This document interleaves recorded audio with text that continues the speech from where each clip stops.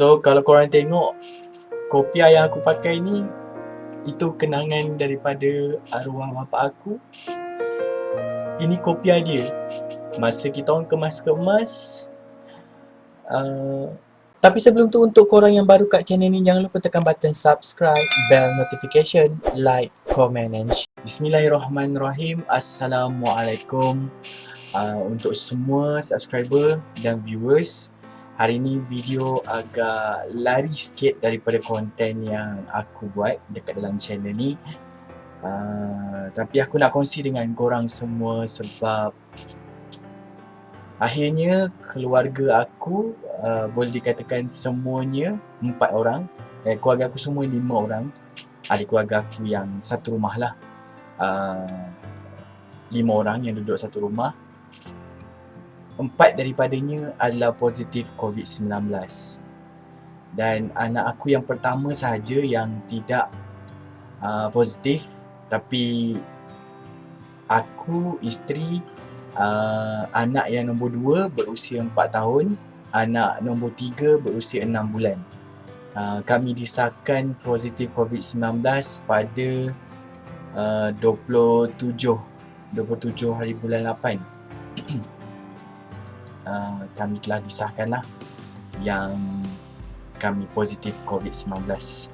Walaupun berat sebenarnya untuk kami terima benda ni, sebabnya untuk aku kira consider macam aku reda lah kalau kena pada aku sendiri, tapi akhirnya kena juga kepada isteri dengan anak-anak. Puncanya permulaan anak yang nombor 2 yang ada simptom demam, dia seorang lah. Dan dalam masa yang sama aku dah ada simptom sakit tekak. Sakit tekak. Kemudian kita pun buatlah ujian COVID-19. Kita beli di farmasi untuk ujian test ILEO tu.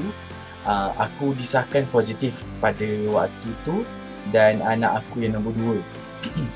Dan untuk lebih memastikan, aku menuju ke klinik lah untuk memastikan sama ada betul tak ujian yang aku lakukan tu.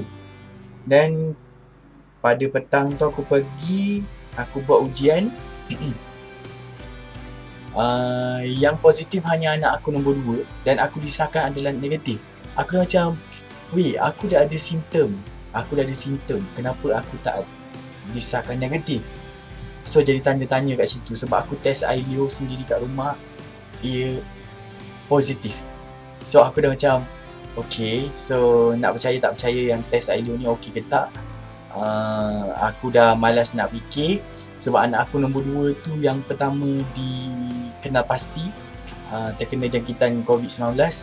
Dan aku buat keputusan dengan isteri yang aku akan jaga dia, berasingan tempat dengan isteri dengan anak-anak aku yang lagi 2 lah. So pada satu malam maknanya, ni bukan cerita seram. Maksudnya malam pertama yang aku kuarantin dengan anak aku yang nombor 2, macam aku bagi tahu, hari yang sama aku test dengan anak aku dapat rasakan yang aku ada simptom, tapi aku negatif. Ujian dekat klinik, tapi ujian dekat rumah aku positif. So dia kata RTK tu adalah ujian masuk kat hidung. Yang test ILEO tu aku tak tahu benda dia. Dan yang lagi satu test tekak dengan hidung tu, apa tak SR benda aku tak ingat lah. Tapi aku cuma buat RTK. Dia kata RTK tu lagi tepat daripada ILEO. Tapi aku dah ada simptom. Dia kata aku negatif. Aku macam, oh okay, tak apalah. Tapi aku nak buat macam mana sebab aku dah ada simptom. So aku tak ada duduk berasingan dengan anak aku yang nombor 2. Aku duduk sekali dalam hanya tempoh 2 hari. Aku memang dah ada simptom banyak. Aku demam panas, suhu 28-29. Tapi anak aku nombor 2, alhamdulillah, dia sangat kuat. Budak kecil ni dia sangat kuat berbanding kita yang dewasa bila terkena COVID. Sebab tu aku pesan dekat korang, antibody semua orang tak sama. Okay, kalau kena COVID ni, sebabnya lagi-lagi kalau budak kecil dengan dewasa sangat-sangat berbeza. Diorang punya antibody ketahanan dia lebih tinggi daripada kita. Sebab tu kita bila kena COVID, kita senang kena serangan batuk, sesama, demam, dan macam-macam lagi lah. Macam aku sendiri macam aku sekarang ni kalau aku banyak cakap, aku kurang pernafasan tau. Nanti aku akan mula terbatuk. Tapi aku cuba kawal sebaik mungkin untuk pastikan video ni berjalan lancar. Yang aku terkilan satu, hari ni dah 3 hari bulan 9, kita orang dapat swab positifnya COVID 27 hari bulan 8. Dan duka cita nak aku maklumkan, aku baru je kehilangan arwah bapa aku pada 22 hari bulan 8. Dia tak disahkan mengidapi sakit wabak COVID-19. Cuma doktor sahkan yang dia cuma sakit uzur. Kemudian kita orang uruskan jenazah dia macam biasa. Pada 22 hari bulan 8 tu pagi, dan semuanya berjalan lancar sehingga tengah hari siap ke bumi semua, sampai dalam kurang lebih 11, lebih kurang macam tu lah. So hari tu hari yang sangat indah, di mana daripada hari masa dia meninggal malam tu 12.35, 22 hari bulan 8, hujan turun dengan lebat sampailah selesai pengebumian pada pukul 11 lebih atau 10 lebih waktu itulah. Selepas dia bapa aku dikebumikan, dia perjalanan dia sangat cantik. Memang sangat cantik, semuanya dipermudahkan. Arwah pun kami sendiri adik-beradik 8 orang lelaki, tak termasuk perempuan. Kalau termasuk perempuan 6 orang. Total kesemua ada 14 orang. Tapi hanya anak lelaki yang dibenarkan untuk masuk untuk uruskan jenazah abah pada waktu itulah. So kita orang 8 orang adik-beradik lelaki memang mandikan jenazah, pakaikan kafan, ada diajarlah oleh seseorang yang menguruskan untuk bahagian pengurusan jenazah. So hari tu sangat indah. Walaupun waktu tu kami kehilangan seorang abah yang hebat.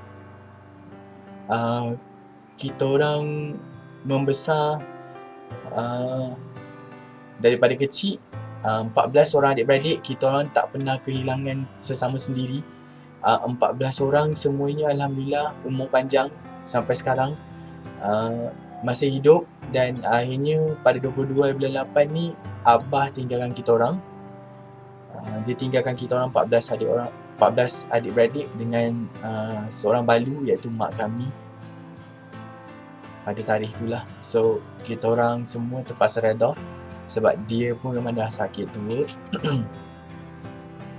So kalau korang tengok kopiah yang aku pakai ni, itu kenangan daripada arwah bapa aku. Ini kopiah dia masa kita orang kemas-kemas. Banyaklah barang dia yang tak boleh pakai, memang kita orang akan buang. Kemas-kemas biasalah, macam-macam benda yang tak sepatutnya, macam tikus buat sarang pun ada. So banyak benda yang tak dapat diselamatkan, kita orang terpaksa buang. So kopiah ni yang ada dekat dengan dia, yang sentiasa dia gunakan waktu dia sihat, waktu dia nak pergi keluar ke mana-mana, memang dia akan pakai kopiah ni. So aku ambil kopiah ni untuk semangat aku. Dan selepas dia dikebumikan, selang beberapa hari kita orang sempat buat 3 malam tahlil untuk dia, bacaan Yasin bersama adik-beradik sahaja. Dan berita duka cita seterusnya yang kita orang terima pada hari ke-3 tahlil tu, yang emak kita orang jatuh sakit. Dia demam. Kemudian kita pun fikir macam dia demam biasa. Kita pun bagi makan ubat, urut semua. Macam biasalah, ingatkan itu hanya demam biasa. Selang beberapa hari pemergian abah, simptom yang ada dekat mak tu agak pelik lah, bukan macam demam biasa.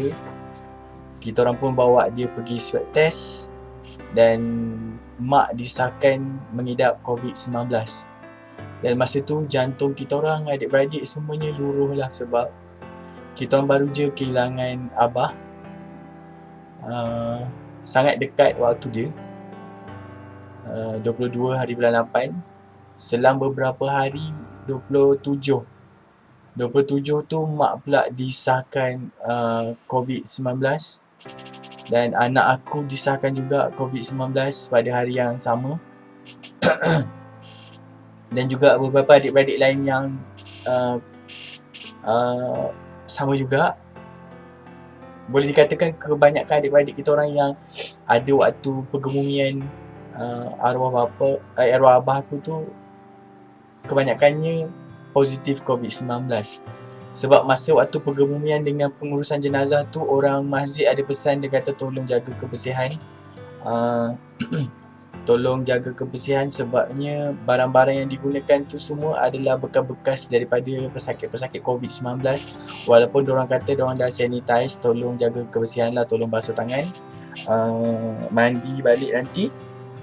So benda tu semua dia ada pesan lah. So kita tak tahu yang datang pada mana kuman tu menyebabkan kami lumpuh adik-beradik, terkena wabak COVID-19 dan dikuarantinkan dekat rumah masing-masing.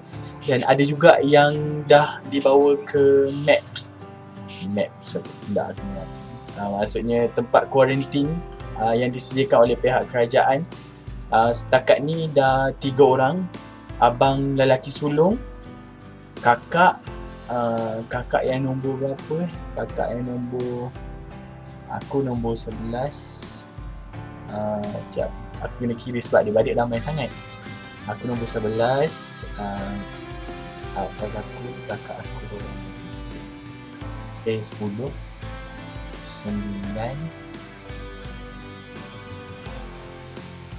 8, 7.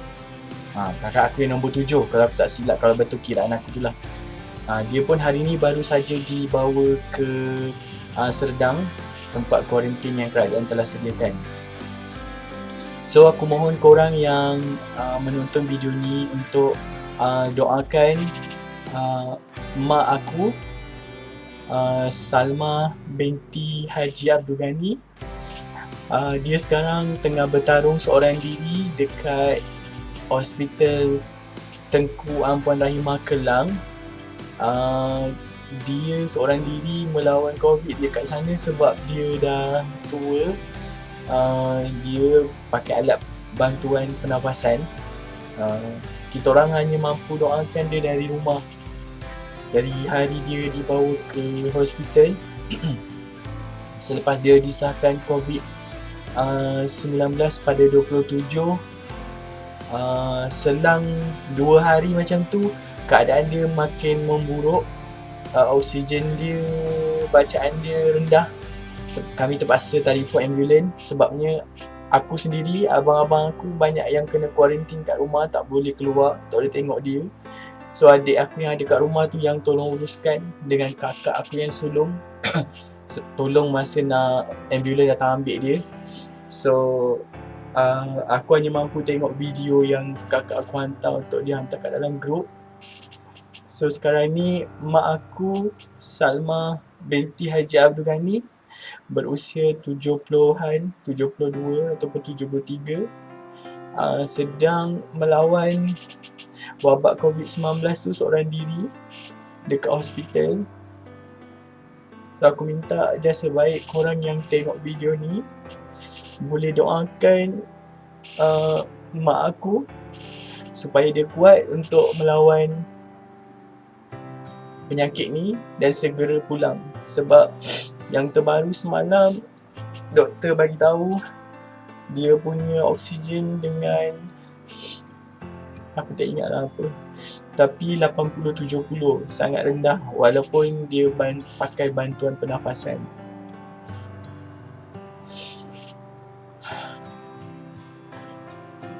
Sebab benda ni berlaku sangat cepat. Sebab Abah pergi 22 hari bulan 8, 27 hari bulan 8 mak pula disahkan COVID. Abah pula pergi. Kita orang tak tahu sama ada dia pun COVID-19 ataupun tidak, sebabnya doktor tak ada melakukan ujian swab test masa pada jenazah tu lah.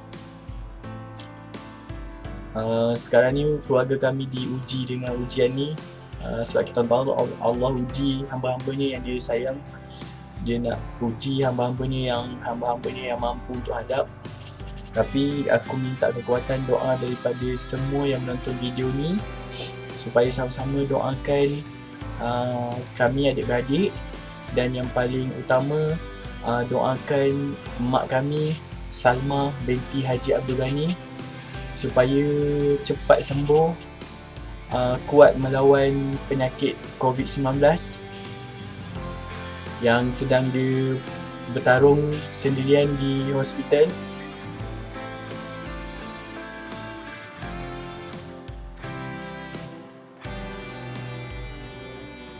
Aku macam bila fikir keadaan yang aku baru je kehilangan Abah 22 bulan 8. So doktor cakap banyak kemungkinan yang berlaku. Dia telefon kami adik-beradik dengan keadaan mak yang macam tu.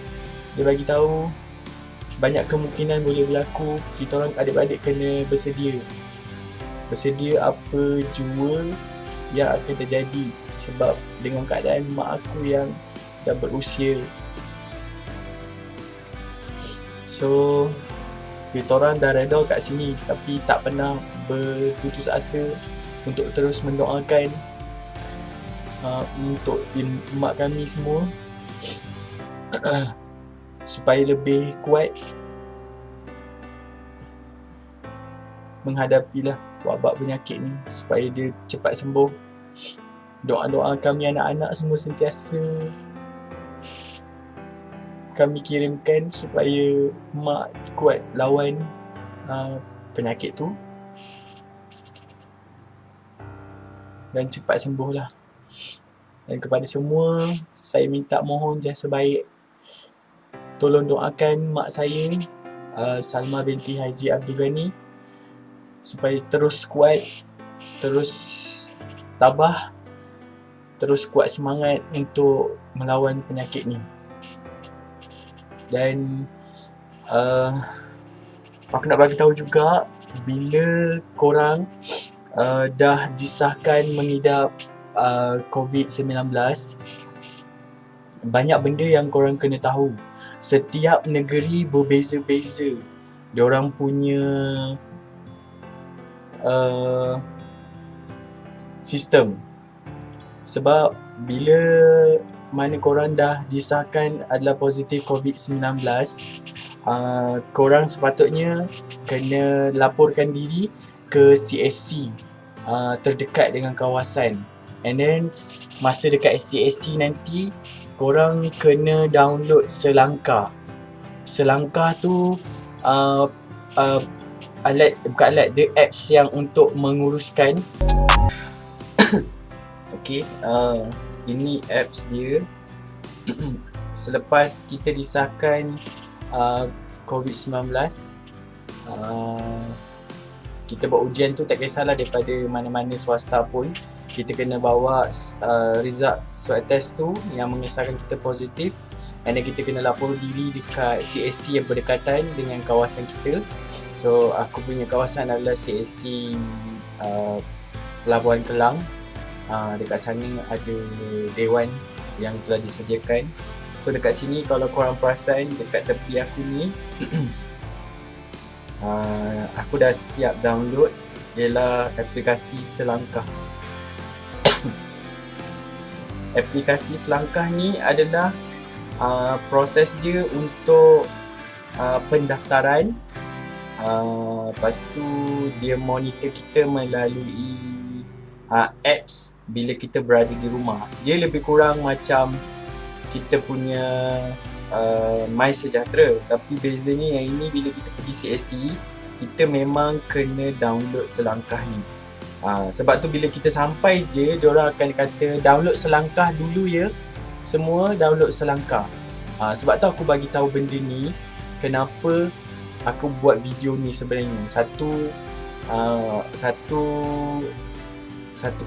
konsep pula. Apa siapa aku nak cakap, aku dah tak ingat dah. Lupa kan. Motif aku buat video ni, satu untuk mohon doa daripada semua viewers, untuk ibu, untuk mak aku. Kedua, untuk kongsi dengan korang jika korang disahkan positif COVID-19, apa perlu korang lakukan. Okay. Okay, bila korang download dekat sana, nanti walaupun korang tak tahu ke apa ke kan, so dekat situ banyak tau kaki tangan dia yang akan bantulah, maksudnya yang akan tolong korang daftar kat situ. So bila dekat situ kita dah daftar semua, sebab kalau aku nak terangkan video ni panjang sangat nanti. So korang dah download, nanti kaki tangan tu akan tolong korang untuk apa perlu lakukan, register dia semua macam mana, nanti diorang akan tolong buatkan sekali. So lepas korang dah di-register, lepas tu korang dah daftar, and then korang dah pakai gelang, lepas tu nanti kita akan tekan saringan dan kuarantin. Tiba-tiba pula. Okay, lepas tu bila korang nak balik rumah nanti, korang kena update dekat selangkah ni siapa yang korang dah daftarkan untuk kuarantin di rumah. So dekat situ kalau korang perasan kuarantin di rumah kan, so korang pilih kuarantin di rumah. So dekat situ kita boleh nampak lah nama-nama yang kita dah daftarkan. So ni nama anak aku yang nombor 2.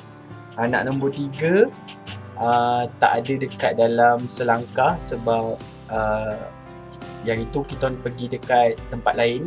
Dekat tempat lain tu dah terus pakaikan gelang. Dia tak payah pergi ke CSC Port Klang sebab tu tak ada dalam sistem senarai ni. So dekat sini korang kena monitor lah dari pagi dengan petang. Korang kena fill up. So kalau dia tanyalah anak kita tu suhu macam mana, sebab tadi anak aku check 36.1. Lain-lain dia tak ada, sebabnya anak aku nombor 2 tu memang sangat-sangat aktif. So bila kita dah daftar, kita dah update, nampak tak dekat situ dia dah tanda right. Kalau korang perasan 2 bulan 9 tu ada satu tanda soal tu, yang itu aku terlepas sebabnya waktu tu aku sakit sangat, aku tak boleh bangun. Sebab kita orang kena COVID ni pada 27 hari bulan 8. So 2 hari tu memang diorang tak kira lah, sebabnya kita orang baru daftar pada 29 kan. So dia tak ada kira. So ini je lah sistem yang kita kena pakai, kena buat. Dan lagi satu aku nak share dengan korang, bila kena COVID ni, apa benda yang korang perlu ada kat rumah semasa korang kuarantin kat rumah. Tak kisahlah Nanomist ke, yang spray untuk sanitize tu ke, Dettol spray tu ke, tak kisahlah, janji ada je kat rumah. Lepas tu hand pembasuh pencuci tangan tu pun kena ada yang Dettol ke, tak kisahlah, janji yang membunuh kuman 99.99% tu. Then Panadol, Actifast, Panadol Extend, ubat batuk. Then kalau untuk budak kecil, ubat demam sirap lah untuk budak kecil. So itu kena standby. Lepas tu kalau ada baby ataupun anak kecil, korang kena sentiasa alert dengan dia punya suhu. Sebab budak kecil, dia pada permulaan kena COVID tu dia akan demam 1 hari. Maksudnya dalam masa 1 hari tu badan dia akan panas. So kita akan monitor suhu badan dia, bagi makan ubat, dan kita akan tuam dengan tuala basah supaya dia punya panas dia tu berkurangan. Kat situ satulah. Dan lagi satu yang aku nak bagi tahu, kalau korang kena COVID, setiap badan orang tak sama. Macam aku kena, aku dapat simptom demam selama 3 hari on off. Bila masuk je waktu nak maghrib tu, aku akan mula lemah badan, lesu. Lepas tu akan batuk. Lepas tu memang tak larat, nak bangun semua, kepala berat, dada berat, nak bernafas susah, nak tarik nafas dalam-dalam pun susah. Sehingga sekarang pun sama, kalau aku nak tarik nafas terlalu dalam, nanti aku akan batuk. Sebab tu aku sekarang ni tarik nafas hanya separuh lepas. Tak boleh macam sebelum tarik nafas dalam sepuas-puasnya, tak boleh lagi. Sebab tu COVID ni aku rasa untuk korang yang ada yang masih belum percaya ke, ada yang anti vaksin ke, aku nak bagi tahu, tolonglah jangan. Sebabnya macam isteri aku, dia dah complete 2 dos. Macam aku tak sempat complete 2 dos, aku baru 1 dos. Sepatutnya 2 dos ni pada 6 hari bulan 9. Tapi disebabkan dah kena kuarantin, aku terpaksa batalkan temujanji dos kedua untuk lepaskan waktu kuarantin aku lah, sebab aku masih disahkan positif. Lepas tu aku nak bagi tahu, kerap minum air masak lah, air suam. Kalau boleh minum air suam panas-panas pun lagi bagus. Lepas tu air lemon, air lemon panas, campurkan sedikit gula dengan garam dengan bunga cengkeh. Panas-panas, korang boleh biarkan dia sekejap, kemudian korang minum. Amalkan benda tu. Lepas tu boleh juga minum air kelapa. Air kelapa tu korang boleh campurkan lemon dengan madu, dengan sedikit air garam. Itu pun bagus untuk korang amalkan. Tapi kalau nak minum air kelapa ni, korang kena tahulah, pastikan korang contoh makan Panadol, janganlah korang terus minum air kelapa. Sebabnya fungsi air kelapa ni dia menawarkan racun dalam badan kan. So apa yang ubat pun kita makan, dia akan tawarkan juga. Sebab tu kalau nak minum air kelapa, korang kena gapkan lah, minum 4 jam lepas makan ubat macam tu ke, consider boleh minum lah macam tu. Itu je lah pengalaman aku nak kongsi untuk korang berkenaan COVID-19. Jangan main-main, jangan langgar SOP. Kalau keluar ada urusan penting, tolong pakai mask, selalu sanitize tangan. Sebabnya macam kita orang sepanjang COVID, daripada permulaan COVID telah diisytiharkan di Malaysia, Alhamdulillah kita orang satu keluarga tak pernah ada demam. Sehinggalah 2021 ni, pada 27 hari bulan 8, akhirnya anak aku nombor 2 tu demam. Setelah COVID dah 2 tahun lebih kat dalam Malaysia, anak-anak aku sendiri pun tak pernah demam sebabnya tak keluar rumah, anak-anak semua. So semuanya Alhamdulillah sihat. Tapi bila dah demam tu, aku rasa itu bukan demam biasa, memang demam COVID. Sebab tu aku cakap, jangan ambil remeh pada pandemik macam sekarang ni. Jangan ambil remeh, tolong berhati-hati, ingat orang tersayang. Macam aku sekarang ni, keluarga memang telah ditimpa musibah, tapi kami semua reda terus menghadap benda ni, terus melawan, untuk terus kuat dengan cepat sembuh. Dan yang paling penting, untuk semua jangan lupa doakan mak kami, Salma binti Haji Abdul Ghani, yang sekarang seorang diri melawan wabak COVID-19. Itu je aku mohon dekat korang semua, viewers, subscribers, tolong doakan mak kami supaya cepat sembuh, kuat melawan wabak ni, dan segera pulang ke pangkuan kami semua adik-beradik. Sebab kami semua tengah tunggu mak balik. Sebab kita orang baru je hilang seorang abah.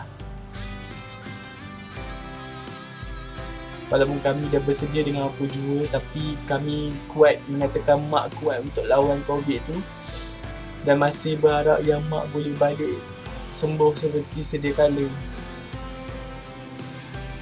Mak balik mak. Kuat. Diorang tahu mak kuat. Diorang tahu mak tabah. Kita orang anak-anak doakan mak semua supaya mak kuat. dapat lawan penyakit COVID-19 ni. Okey, kepada semua, terima kasih banyak. Semoga korang semua sentiasa dilindungi dari wabak penyakit ni, sebab wabak penyakit ni bukan main-main. Terus terjaga diri dan stay at home lah kalau tak ada benda yang penting untuk korang keluar. Okey, Assalamualaikum. Dan jika anda sukakan video ini, jangan lupa tekan button subscribe, bell notification, like, comment and share.